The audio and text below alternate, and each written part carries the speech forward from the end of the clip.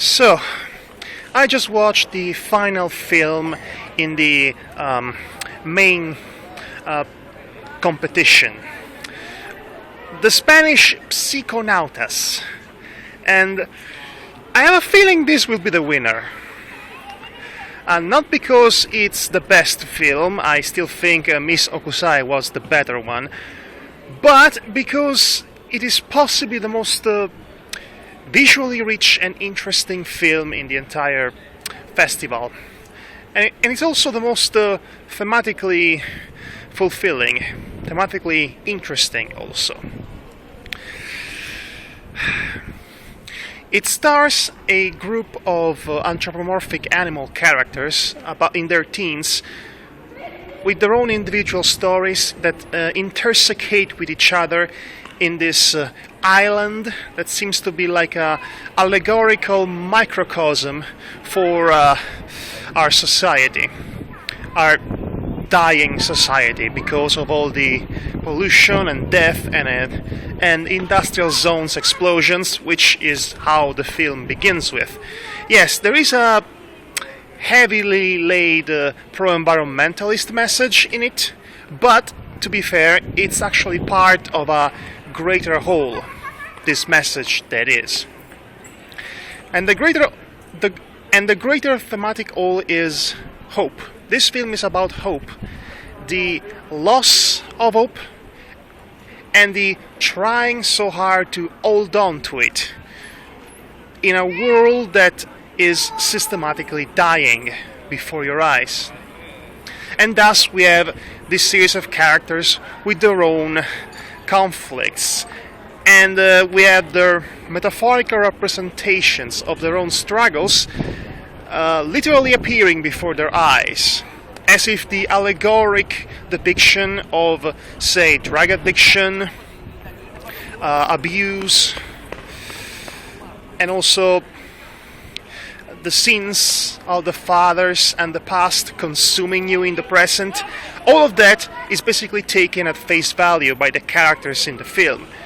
And it also creates some really, really interesting and absolutely horrific imagery.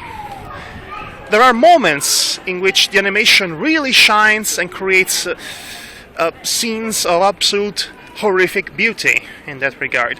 The animation overall is fantastic and visually unique, aesthetically pleasing in so many ways, while still communicating a sense both of hopelessness and really, really hard-earned hope right at the very end.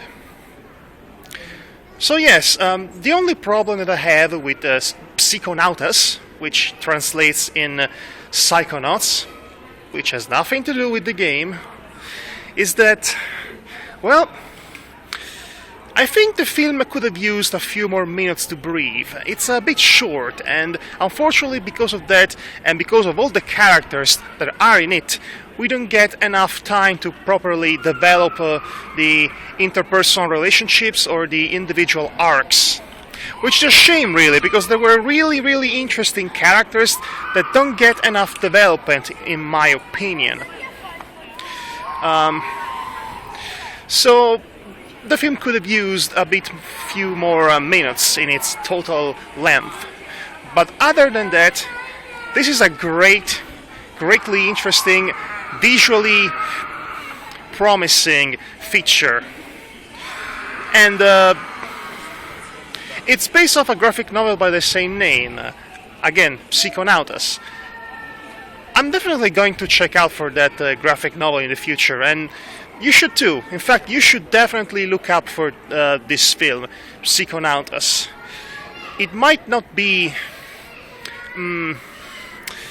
as fulfilling as watching Miss Okusai earlier on, and a bit on the pessimistic side of things, with a slight hopeful message at the end, but at the very least the pessimism and the nihilism, in this context, it is thematically earned, unlike in that other example of On the White Planet, in which it felt meaninglessly cruel and gratuitous.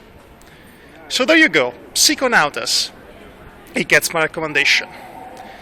Okay, this is the last day of the festival.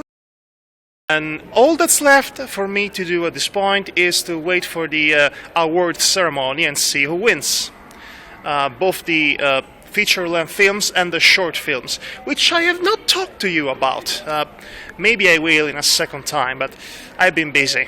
Anyway, I shall be sure to report to you who wins this year. Although, I have to admit, this year was a bit lackluster, this edition. The